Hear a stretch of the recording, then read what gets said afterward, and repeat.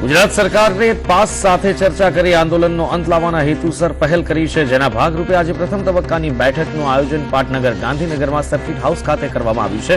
Circuit હાઉસમાં આ બેઠકનું આયોજન કરવામાં આવ્યું છે, જેમાં સરકાર તરફથી રાજ્યના મુખ્યમંત્રી વિજય રૂપાણી દ્વારા નક્કી કરાયેલ મંત્રીઓ પ્રતિનિધિ તરીકે ઉપસ્થિત છે, જ્યારે કે પાસના નક્કી કરાયેલ 11 કન્વીનરો સાથે પ્રશ્નના સમાધાન માટે ચર્ચા વિચારણા કરવામાં આવી છે। વિચારણા એકબીજાને મળવાની તક આપે છે અને તક દરમિયાન જ દરેક પ્રશ્નનો ઉકેલ લાવવા માટેના રસ્તા આપણને મળતા હોય છે અને એ રસ્તાની શરૂઆત પાટીદાર સમાજ સાથે તબક્કાવાર ચર્ચા વિચારણા કરી અને રાજ્ય સરકાર જેટલું શક્ય છે, જેટલું વ્યવહારિક છે, જેટલું અમારી મર્યાદામાં આવે છે એનો જેટલો પ્રમાણમાં ઉકેલ થતો હશે એ કરવા માટે અમે ચર્ચા ચાલુ કરીશું। અમારા મુખ્ય જે મુદ્દા છે કે પાટીદારને બંધારણીય રીતે અનામત મળવી જોઈએ અને પાટીદારના જે યુવાનો શહીદ થયા છે એને આર્થિક સહાય અને અથવા તો સરકારી નોકરી મળવી જોઈએ કે જેથી કરીને એના કુટુંબને ક્યારેય પ્રોબ્લેમ ના થાય। અને ત્રીજો મુદ્દો જે અમારો છે કે પાટીદાર સમાજને માટે કોઈ પણ વ્યવસ્થિત આયોગ મળે અને પોલીસ દમનમાં જે પોલીસ કર્મચારીઓએ અમારો જે છેલ્લો ચોથો મુદ્દો છે એ પોલીસ કર્મચારીઓ ઉપર કાયદેસરની કાર્યવાહી તાત્કાલિક અસરથી થવી જોઈએ। આણંદના વિદ્યાનગરમાંથી બોગસ કોલ સેન્ટર પોલીસે ઝડપી પાડ્યું છે। વિદ્યાનગરના નાના બજારમાં ચાલતા કોલ સેન્ટર પર ડીએસપીએ દરોડા પાડ્યા હતા, જેમાં બોગસ કોલ સેન્ટરનો પર્દાફાશ કરવામાં આવ્યો છે। પોલીસની પ્રાથમિક તપાસમાં કોલ સેન્ટર છેલ્લા 1.5 વર્ષથી ચાલતું હોવાનું સામે આવ્યું છે, ત્યારે પોલીસે દરોડા પાડી બોગસ કોલ સેન્ટરનો પર્દાફાશ કર્યો છે। આ કોલ સેન્ટર કયા હેતુથી ચલાવવામાં આવતું હતું તે સમગ્ર મામલે પોલીસે તપાસ હાથ ધરી છે। નોટબંધી બાદ અનેક જગ્યાએ કાળા નાણાં સફેદ કરવામાં આવી રહ્યા છે, તેને રોકવા માટે આઈટી વિભાગ દ્વારા ગુજરાતભરમાં સપાટો બોલાવવામાં આવ્યો છે। ત્યારે રાજકોટની સોની બજારમાં આવેલ પ્રખ્યાત રાધિકા જ્વેલર્સમાં દરોડા પાડવામાં આવ્યા, જેના કારણે સમગ્ર સોની બજારના વેપારીઓમાં ફફડાટ ફેલાયો છે। ચુસ્ત પોલીસ બંદોબસ્ત વચ્ચે અધિકારીઓએ દરોડા પાડ્યા હતા। ગુજરાતભરમાં દરેક જગ્યાએ આઈટીના દરોડા પડી રહ્યા છે, ત્યારે અમદાવાદના ન્યુક્લોથ માર્કેટમાં આઈટી દ્વારા દરોડા પાડવામાં આવ્યા, જેમાં અનેક બેનામી વ્યવહારો બહાર આવ્યા હતા। સાથે જ શરાફી પેઢીની 40 કરોડની કરચોરી સામે આવી અને 300 કરોડના શંકાસ્પદ વ્યવહારો પણ બહાર આવ્યા। ગુજરાતમાં પ્રતિબંધિત ₹500 અને 1000ની ચલણી નોટોથી વેપારીઓએ મોટી માત્રામાં વેટનો વેરો ભર્યો છે। વેટ વિભાગને અત્યાર સુધીમાં 700 કરોડનો વેરો પ્રાપ્ત થયો છે। પ્રતિબંધિત ચલણી નોટોથી વેરો ભરવાની મુદત 24 ડિસેમ્બરની કરી હોવાથી હજુ પણ વેટની આવક વધશે તેવો વિશ્વાસ વેટ કમિશનરે વ્યક્ત કર્યો છે। સરકાર અને આરબીઆઈએ આ બાબતમાં છૂટછાટો આપેલી હતી અને એમાંની એક છૂટછાટ એવી હતી કે રાજ્ય કે કેન્દ્ર સરકારનું કોઈ પણ ટેક્સ, પેનલ્ટી અથવા તો બીજું કંઈ ડ્યુઝ હોય તો એ 500,000 નોટમાં એ ભરપાઈ કરી શકશે। આનું અનુસંધાને કેન્દ્ર સરકારે ફરીથી 24મી તારીખે એનો એક્સટેન્શન આપીને 15મી ડિસેમ્બર સુધીમાં આ રીતે પૈસા ભરી શકાય તે રીતની મંજૂરી આપેલી છે અને તે અનુસંધાને આપણા વેપારી ભાઈઓ છે તે તેમનો પોતાની આ રીતે ટેક્સ ભરી રહ્યા છે અને અત્યાર સુધીમાં અમને આ બાબતમાં 700 કરોડ રૂપિયા જેટલી મોટી રકમ અમને મળી છે અને હજુ પણ 15મી તારીખ સુધીમાં વેપારી જે લોકો છે જેમની આગળ પોતાના ધંધામાંથી કમાયેલા કેશ ઇકોનોમીના આધારના પૈસા હોય તો એ ભરી શકે।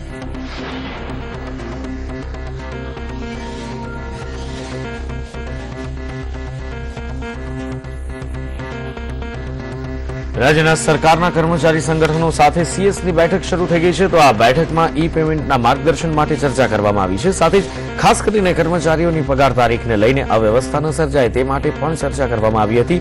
આ બેઠકમાં કર્મચારી મંડળના આગેવાનો બેઠકમાંથી બહાર કરવામાં આવ્યા છે। સંકલન સમિતિના આગેવાનો પણ બેઠક છોડીને બહાર નીકળી ગયા હોવાનું જાણવા મળી રહ્યું છે।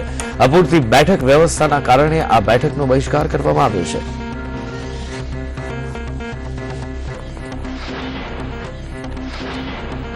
રાજકોટમાં મોરબી રોડ પરથી બિનવારસી બોલેરો જીપમાંથી 1000ના ચલણની 20 નોટના બંડલ મળી આવ્યા છે। બોલેરોમાંથી 1000ની ચલણી નોટો સાથે ઝેરોક્સ મશીન અને કોરા કાગળ પણ મળી આવ્યા છે।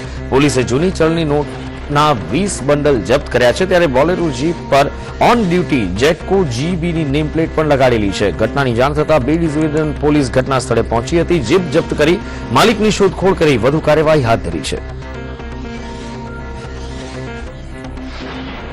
રાજકોટના માલવિયા ટ્રસ્ટ વિલ કૌભાંડ મામલે ક્રાઇમ બ્રાન્ચે માલવિયા કોલેજમાં સર્ચ કરીને વસંત માલવિયાના હસ્તાક્ષરવાળી ફાઇલો કબજે કરી છે. આ સાથે જ કેટલાક દસ્તાવેજો અને ચોપડાઓ પણ ક્રાઇમ બ્રાન્ચે કબજે કર્યા છે. પોલીસે કબજે કરેલ ફાઇલમાં લખેલા લખાણની હેન્ડરાઇટિંગ મેચ કરવામાં આવશે. સ્વર્ગસ્થ વસંત માલવિયાના અસલ વિલની પોલીસ શોધખોળ કરી રહી છે. વસંત માલવિયાના અસલ દસ્તાવેજ બેંક લોકરમાં હોવાની આશંકાએ પોલીસ આરોપીઓના બેંક લોકરની પણ તપાસ કરશે. તો બીજી બાજુ વિશાલ શાહનું નિવેદન લેવાતા અસલ વિલ ફાડી નાખ્યો હોવાનું પણ જાણવા મળી રહ્યું છે. પ્રમાણે ડામા એટલે ડિસ્ચાર્જ અગેન્સ્ટ મેડિકલ એડવાઇસ કે દર્દીને ડોક્ટર રજાની સલાહ આપતા નથી, પરંતુ દર્દી પોતાના અંગત કારણોસર હોસ્પિટલ છોડીને જતા હોય ત્યારે ડામા અથવા તો લામા એટલે કે લેફ્ટ અગેન્સ્ટ મેડિકલ એડવાઇસ તે પ્રમાણેનું લખાણ લેવામાં આવે છે. વડોદરામાં મુકેશ હરજાણીની હત્યા મામલે શાર્પ શૂટર સલીમને ઝડપી પાડવામાં આવ્યો છે. પોલીસે શાર્પ શૂટર સલીમને રતલામથી ઝડપ્યો છે. શાર્પ શૂટર સલીમનો કબજો મેળવવા માટે શહેર પોલીસ રતલામ જવા રવાના થઈ છે. મુકેશ હરજાણીની હત્યાનો મુખ્ય આરોપી સહિત બીજુ સિંધી, લાલુ સિંધી, કલ્પેશ કાછિયા હજી પણ પોલીસ પકડથી દૂર છે.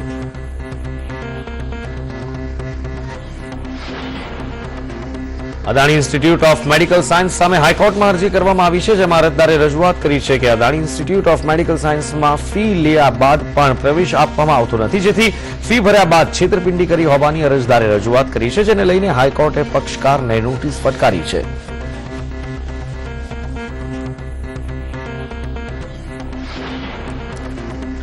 છેલ્લા 15 દિવસથી અમદાવાદ પોલીસે હુક્કા બાર પર તવાઈ બોલાવી છે, ત્યારે બુધવારે મોડી રાત્રે વસ્ત્રાપુર અને ઘાટલોડિયામાં આવેલ હુક્કા બાર પર પોલીસે ચેકિંગ કર્યું હતું.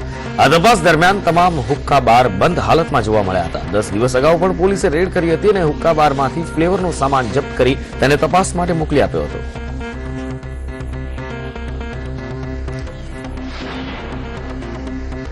અમદાવાદ ઇન્દોર હાઈવે પર લોકોએ ચક્કાજામ કર્યો છે. ફાગવેલ ફોરડા પાસે ગ્રામજનોએ ચક્કાજામ કર્યો હતો. હાઈવે પર વારંવારના અકસ્માતથી ગ્રામજનોમાં રોષ જોવા મળ્યો છે, ત્યારે વહેલી સવારે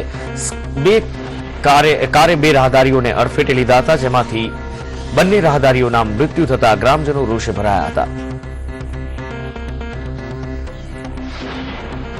પંચમહાલ જિલ્લાના ગોધરામાં મિની બસ પલટી ખાતા 2 લોકોના મોત થયા છે, જ્યારે 10 લોકો ઇજાગ્રસ્ત થયા છે. અકસ્માતની ઘટના ગોધરા ધોળાકુવા પાસે બની હતી, જ્યાં મિની બસનું ટાયર ફાટતા દુર્ઘટના સર્જાઈ હતી. અકસ્માતમાં ઇજાગ્રસ્ત થયેલ લોકોને સારવાર માટે ગોધરાની સિવિલ હોસ્પિટલ ખસેડવામાં આવ્યા છે.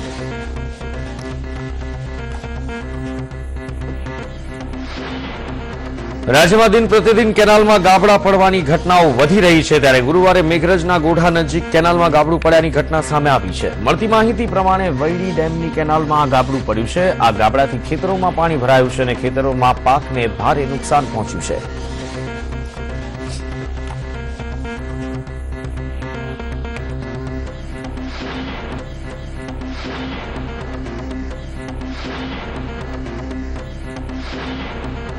મુખ્યપ્રધાન વિજય રૂપાણીએ VCCIના ઔદ્યોગિક પ્રદર્શનનું દીપ પ્રાગટ્ય સાથે પ્રારંભ કરાવ્યો હતો. આ કાર્યક્રમમાં મંત્રી હરી ચૌધરી, ખેલ મંત્રી રાજેન્દ્ર ત્રિવેદી ઉપસ્થિત રહ્યા હતા. પ્રદર્શન 9 લાખ સ્ક્વેર ફૂટ જગ્યામાં છે, જેમાં 13 ડોમ ઉભા કરાયા છે અને આ 13 ડોમમાં 300 સ્ટોલ્સ ઉભા કરાયા છે, જેમાં 8 જેટલા વિદેશી ઔદ્યોગિક સ્ટોલ પણ ગોઠવાયા છે.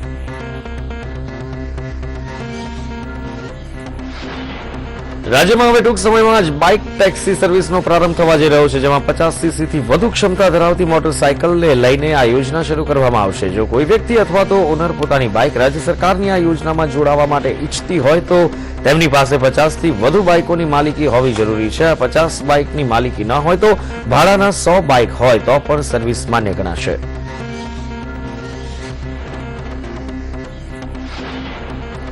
સમગ્ર રાજ્યમાં શિયાળાએ જમાવટ કરી છે, ત્યારે સૌથી વધુ ઠંડા રહેતા નલિયામાં ઠંડીથી રાહત જોવા મળી. પારો 2 ડિગ્રી જેટલો ઠંડીમાં ઉંચકાયેલો જોવા મળ્યો, જ્યારે કે રાજ્યમાં સૌથી વધુ ઠંડી અમરેલીમાં જોવા મળી. લઘુત્તમ તાપમાન 12.6 ડિગ્રી નોંધાયું, જ્યારે કે વડોદરામાં બીજા ક્રમે 13.5 ડિગ્રી તાપમાન નોંધાયું.